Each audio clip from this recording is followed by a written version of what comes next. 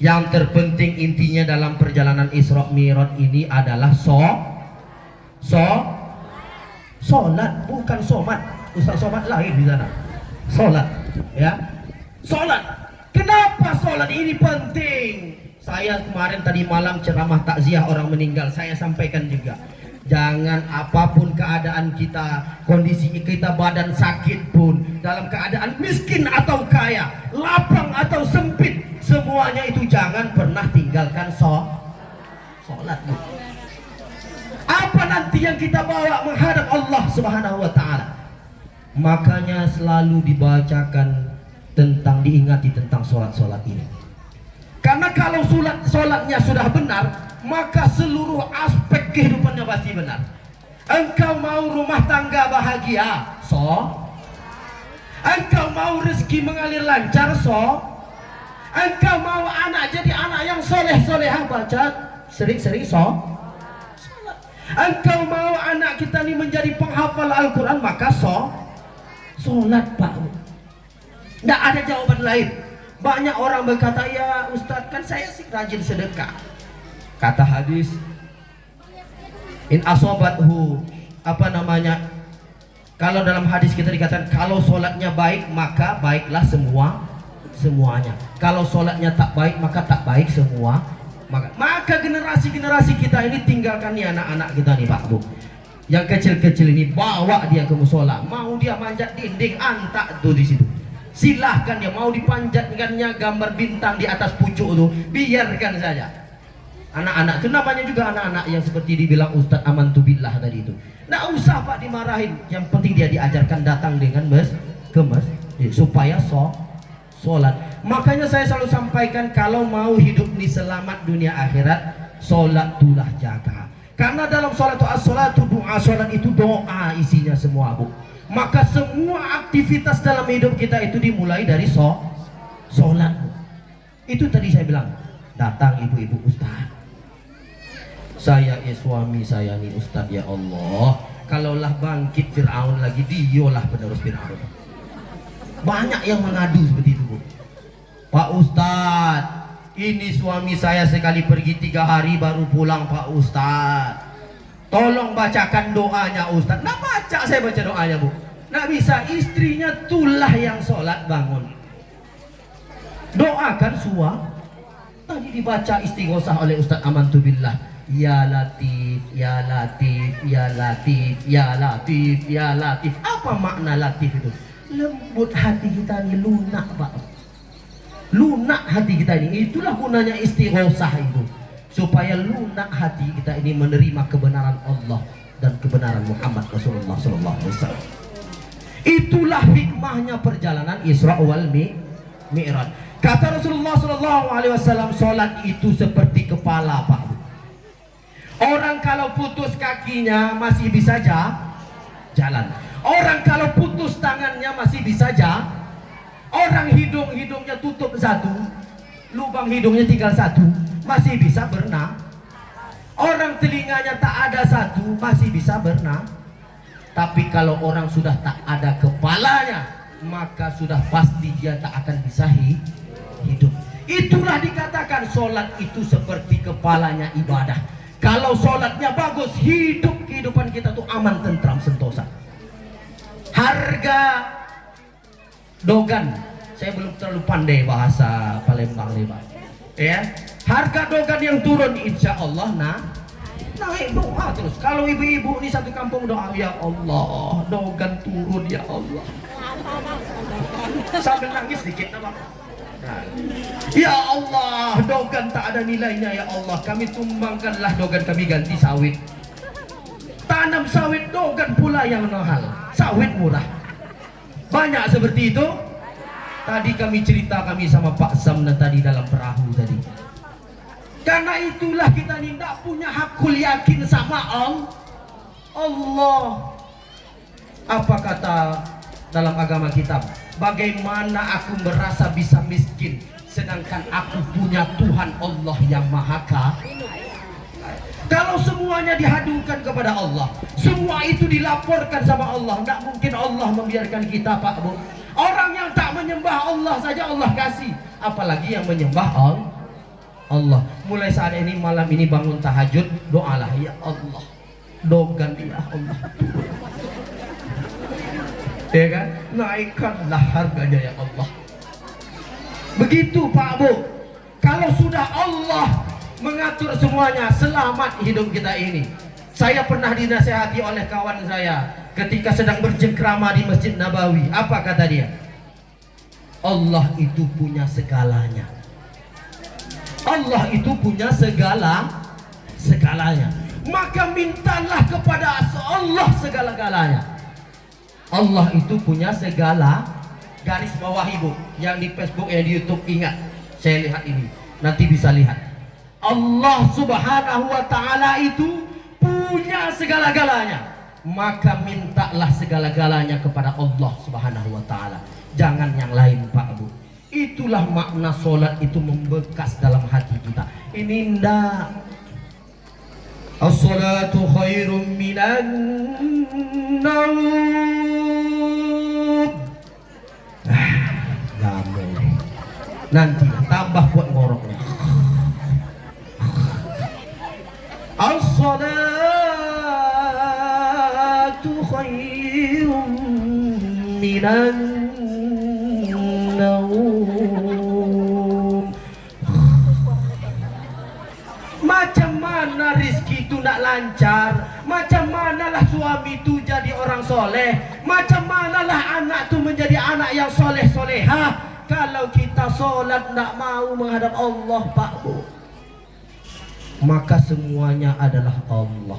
Kalau orang beriman itu dia selalu tahu, kalau dia diberi rasa nikmat oleh Allah Subhanahu wa Ta'ala, dia bersyukur. Kalau dia diberi cobaan oleh Allah Subhanahu wa Ta'ala, dia bersabar.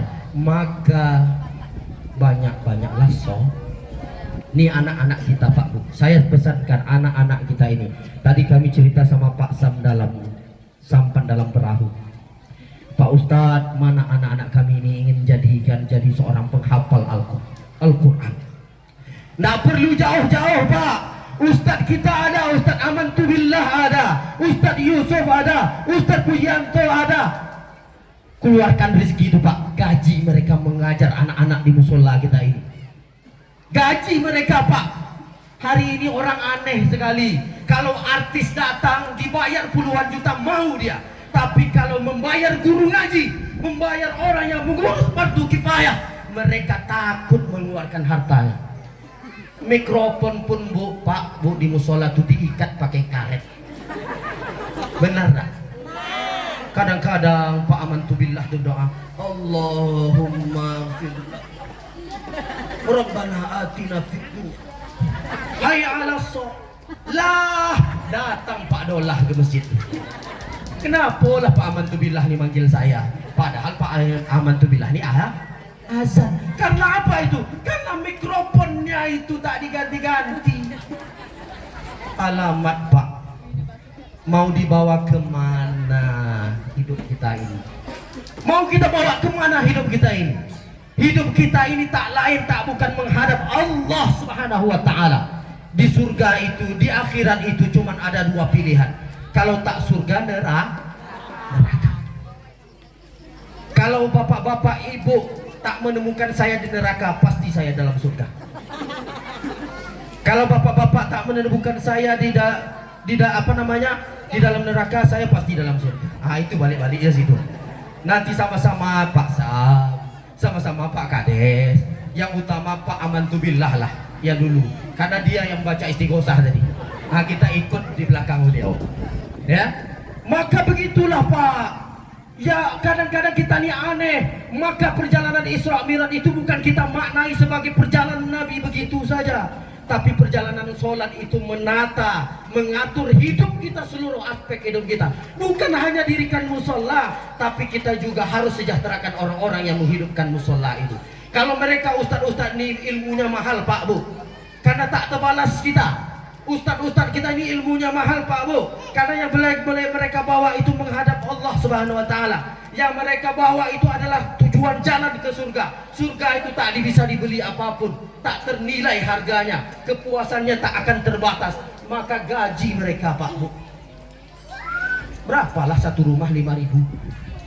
Satu rumah 5.000 masing-masing. Gaji Ustaz katanya. Nggak perlu sholat belajar tahfiz Quran sampai ke Palembang sana. Musola kita ni aja dibuatkan 5 waktu belajar tahfiz Quran. Insya Allah akan lahir nanti anak-anak dari musola Nurul Hidayah ini menjadi orang hafiz dan hafizah. Mau nak anaknya menjadi penghafal Al-Quran? Mau anaknya menjadi orang yang soleh? Mau Pak Bu. Rugi kita kalau anak kita menjadi anak yang salah. Karena anak yang soleh akan memberikan manfaat dunia akhirat kepada orang untuk tuanya.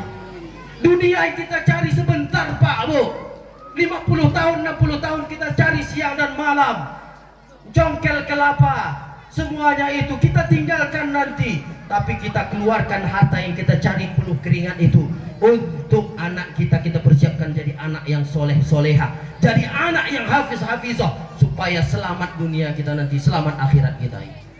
Bantu ustadz-ustadz kita nih Pak Bu. Saya selalu sampaikan begitu. Kalau untuk artis-artis keyboard, beli alat keyboard kita sanggup mahal-mahal, beli yang mahal-mahal untuk musola kita ini. Bangun musola kita ini dan bawa anak-anak kita sholat. Yang laki-laki wajib datang ke masjid. Kalau sholat perempuan itu namanya solehah Pak. Laki-laki itu soleh badannya. Kalau dia sholat di rumah namanya laki-laki solehah.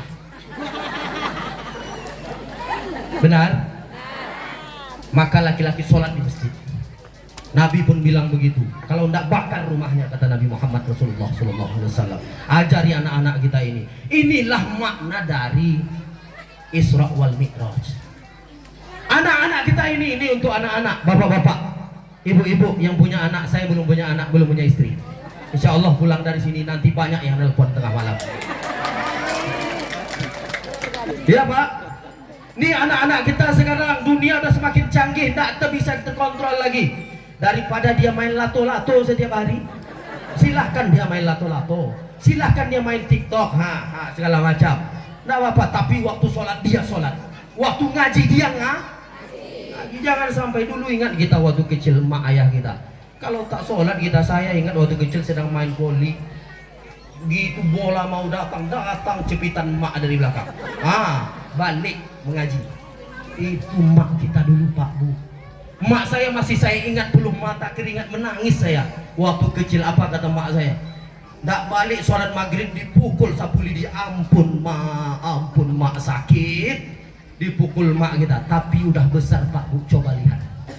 Tahu kita bagaimana cara sholat yang benar, tahu kita bagaimana cara memuliakan orang lain, tahu kita bagaimana cara mengurus jenazah, tahu kita cara jadi imam sholat yang baik dan benar. Itu yang diharap Pak Bu anak-anak kita nih. Zaman sekarang coba lihat di media sosial, bukan anak-anak lagi yang main TikTok, emak-emaknya yang main TikTok. Pakai kamera apa tuh? Beauty Plus. Biar nak nampak itu kerutan muka yang udah tua. Ya kan, pakai gincu tebal-tebal, padahal di rumah pakai kain sarung ya. Ya kan, masuk dalam media internet pakai TikTok dan lain sebagainya. Aduh mak, ya Allah, rusak kita Pak Bu. Ya, bolehkah kita pakai HP? Boleh, siapa bilang tak boleh? Kemajuan zaman sekarang juga kalau tak pakai HP susah kita. Tapi batasi untuk yang baik-baik saja. Itulah makna dari Isra Mi'raj yang mengalirkan dari pesan-pesan kita sholat itu Pak Bu. Ya, maka ajari anak-anak kita nih. Kalau anak-anak kita nih tak diajarkan agama, nanti diambil dia oleh sabu-sabu. Ya, nanti kalau tak diajarkan agama, dia diambil oleh adabnya, tak ada lagi sama orang tua. Kalau tak diajari agama, sholatnya entah kemana. Orang sholat dia masih keliaran di mana-mana. Kalau dia tak diberikan agama, maka nanti dia pakai celana anak laki-laki yang sudah balik. Kadang-kadang saya lihat bapak-bapaknya juga seperti itu, pakai celana pendek kemana-mana, ndak tahu dia batas auratnya laki-laki itu dari perut sampai ke dalam. Dibeli maknya celana bagus, dikoyak-koyaknya di sini. Iya nak? Inilah karena tak tahu agama. Kadang-kadang pamer dulu, tak pakai baju, pakai celana pendek, berjalan sekeliling kampung. Kata orang dia samsingnya lah di kampung. Iya kan? Nah itu Pak Bu, agama yang menuntut. Hidup ini tak pakai agama tak akan bisa. Dan itu adalah dari cara sholat yang benar. Kalau sholatnya benar, insya Allah hidupnya benar Pak Bu. Kalau anak-anak kita ini tidak diberikan agama, sholatnya tak kita latih, nanti besar dia Bu. Itulah tadi tuh yang mencuri motor tadi, yang hilang 2 ekor tuh. Jangan-jangan suatu saat anak kita yang curi motor. Benar tak? Jangan-jangan suatu saat anak kita yang ditangkap di dalam penjara karena sabu-sabu. Jangan-jangan besok kita yang menanggung aib anak kita, anak perempuan kita dibawa orang, dibawa laki-laki, pulang-pulang sudah berbadan 2. Kenapa? Karena agama tak dari sholatnya Bu. Kalau tak mau dia sholat dipukul. Agama kita ngajarkan kok supaya dia sholat dengan baik dan benar. Lalu dalam hikmah Isra Mi'raj saya sampaikan, Nabi Muhammad Rasulullah Sallallahu Alaihi Wasallam ketika berjalan Isra Mi'raj bertanya dia kepada malaikat Jibril. Dia menyaksikan beberapa hal yang aneh. Satu, yang pertama, Nabi Muhammad melihat orang yang sedang mencakar-cakar mukanya. Kata Nabi Muhammad, apa wahai malaikat Jibril? Itu pertanda apa? Orang di dalam neraka mencakar muka-mukanya. Kata Nabi Muhammad Rasulullah Sallallahu Alaihi Wasallam, itu pertanda selama hidupnya suka mengadu domba, suka menjelek-jelekkan orang lain, suka memfitnah orang lain, yang semasa hidupnya tak berbaikan sama tetangga-tetangganya. Sholat juga, zakat juga, sodakoh juga, tapi hubungan sama tetangga tak baik. Tak masuk surga Bu, kata Nabi Muhammad. La yadkhulul jannah qati'ur rahim. Takkan masuk surga orang yang memutuskan tali silaturahmi. Hati-hati Pak, jangan anggap sembarangan. Nabi Muhammad mencakar-cakar mukanya, apa pertandanya itu? Karena waktu di dunia hasil main TikTok. Di dunia main TikTok Pak. Coba lihat di TikTok tuh, pakai jilbab-jilbab, tapi mohon maaf pakaiannya itu nampak seluruh lekuk tubuhnya. Yang bukan mahramnya memandang semua lekuk tubuhnya, menjadi haram Pak. Hati-hati sekali. Manfaatkanlah untuk yang baik. Lalu Nabi Muhammad berjalan lagi, melihat itu apa pertandanya wahai malaikat Jibril? Orang bawa air, habis airnya, diisi lagi habis airnya, diisi lagi habis airnya. Inilah Bu, tadi juga salah satunya orang yang suka memfitnah orang lain. Hati-hati, jaga mulut, jaga mulut. Ada orang yang bilang, saya mulut aja Pak Ustadz yang seperti ini, hati saya baik. Banyak seperti itu. Banyak yang seperti itu bilang, saya mulut aja Pak Ustadz suka merepet, tapi hati saya baik. Nggak ada ceritanya hatinya baik kalau mulutnya sih merepet. Karena hati itu muaranya semuanya. Hati itu dimulai dulu.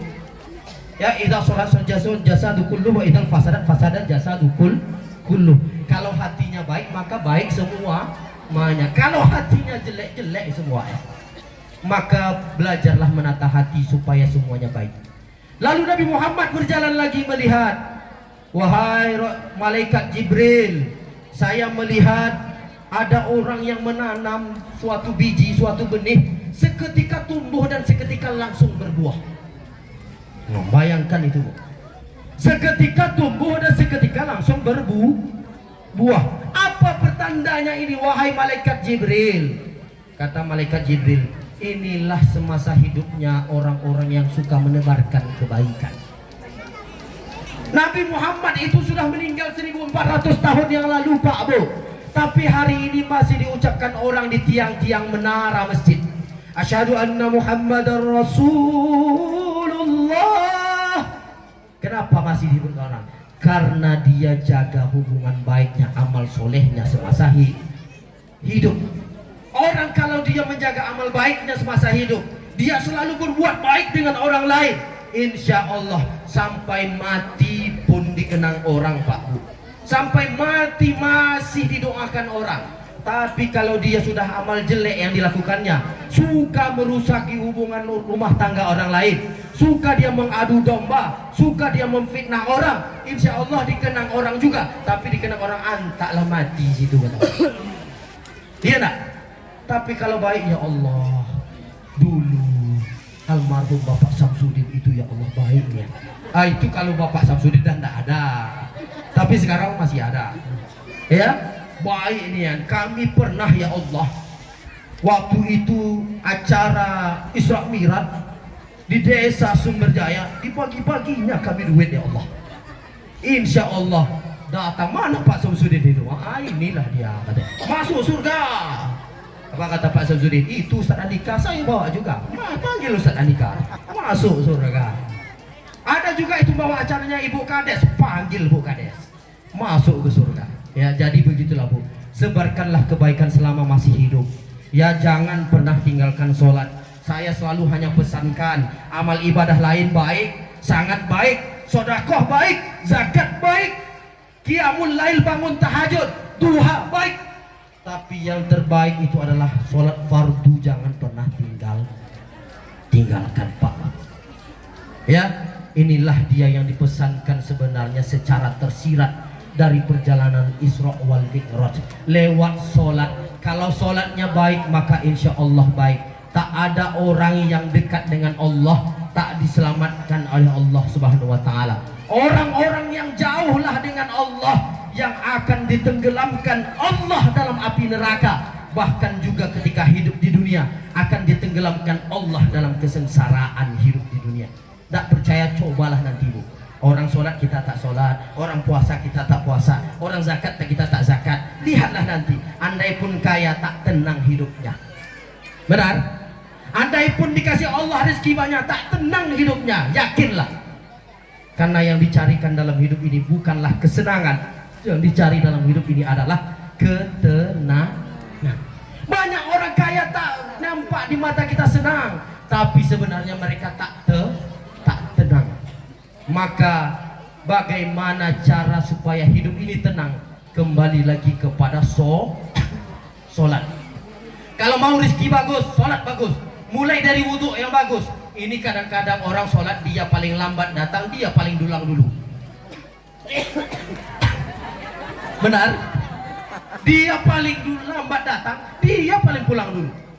Imam baru assalamualaikum setengah, dia dah keluar. Banyak Pak Bu. Bagaimana hidup kita mau baik, sholat kita tak baik. Rasulullah bilang, kalau orang sholatnya ingin hidup dunianya baik, maka perbaiki sholatnya, maka Allah akan perbaiki hidupnya. Kalau ingin hidup kita baik, maka perbaiki sholat kita. Ini nak minta 1 miliar, tapi berdoa Allahumma firlahu warhamhu, balik. Bagaimana Allah mau kabulkan? Doalah, ya Allah, saya dalam keadaan kesempitan ekonomi ya Allah. Ya Allah, tolong kami ya Allah. Tidak ada tempat kami bergantung selain Engkau. Iyyaka na'budu wa iyyaka nasta'in semuanya. Maka bergantunglah sama Allah. Anak-anak kita nih Bu, kalau subuh nanti tak bangunkan, bawa dia sholat. Yang bapak-bapak, anak laki-lakinya bawa ke masjid. Anak perempuan sholat dulu di rumah anak bapak. Ya, mulai hari ini belajar. Lawan rasa ngantuk itu. Biar kita susah-susah sholat di dunia, ibadah di dunia, tapi di akhirat nanti kita tenang menikmati hasilnya. Jangan lalai di dunia, jangan engkau jauh dari Allah selama hidup dunia, nanti tapi kekal abadi dalam neraka Allah Subhanahu wa Ta'ala. Maka kami selalu pesankan, sama dengan ustadz-ustadz yang lain, sholat 5 waktu jangan tinggal. Kalau kita sedang dodol sawit, tinggalkan dulu sawit itu. Kalau kita sedang berjualan, tinggalkan jualan itu dulu. Kalau kita lagi masak nasi, kecilkan apinya. Jangan biarkan besar, nanti bapak makan yang gosong makan dia. Ya, maka tinggalkan dulu Allah utama, baru nanti Allah akan perbaiki hidup kita. Maka kami hanya berpesan dan mengajak kepada kita semua, ayo kita hidupkan masjid kita, musola kita ini. Kita hidupkan baiti jannati, surgaku, rumahku di rumah kita masing-masing. Insya Allah bertemu kita di dunia, bertetangga kita di akhirat surga Allah Subhanahu wa Ta'ala. Amin. Ada yang mau menjawab pertanyaan?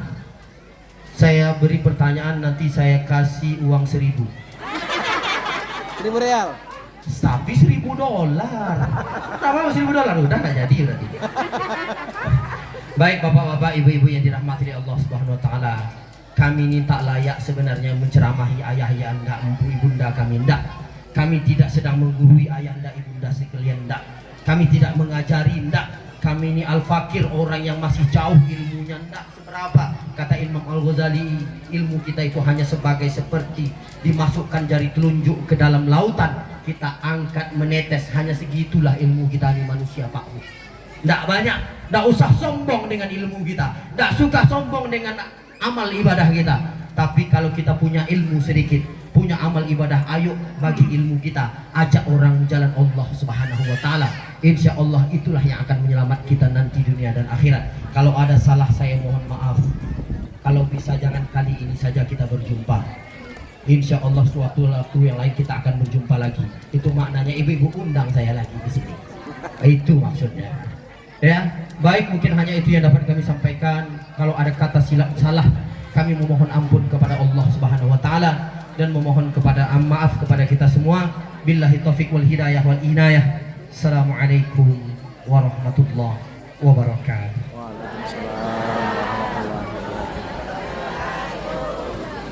Kita bisa mengambil hikmahnya. Amin ya rabbal alamin.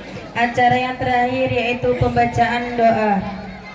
Sebelum doa dibacakan, saya di sini sebagai pembawa acara. Apabila ada kesalahan yang disengaja maupun tidak, saya mohon maaf yang sebesar-besarnya.